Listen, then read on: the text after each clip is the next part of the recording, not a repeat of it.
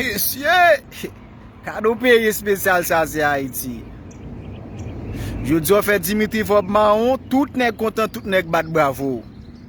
Ou camper dans port de paix, ou ba nèg yo jusqu'à 27 février pour payer comme yo doit l'État. Et nèg qui mange l'argent Petro Caribe yo, qui mois wap ba yo? Est-ce que wap ba yo 27 mars? Nèg qui fait 25 stade yo? Nèg lampadaire yo? Côté nèg ça yo? Nèg qui gagote l'argent Petro Caribe, qui mois wap ba yo? Monsieur le président, met grand moun sou. Retirez jou côté lié a. Retirez le monsieur le président. Fais-nous clair. Ou fait 4 ans rete 1 an, on dit tirer ça c'est pour peuple là d'accord. Ou ba nous carnaval pour nous prendre plaisir pour nous gouyer nous d'accord. Mais nèg qui mange l'argent Petro Caribe qui les wap maré yo.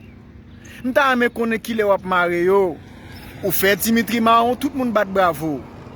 Je dis au campo di nèg qui de l'État à partir de 27 fois ou commencer payer. Mais nèg qui gagote l'argent pays ya, nèg qui fait gagote dans l'argent Petro Caribe, qui moi wap ba yo? Est-ce que wap ba yo 27 mars monsieur le président?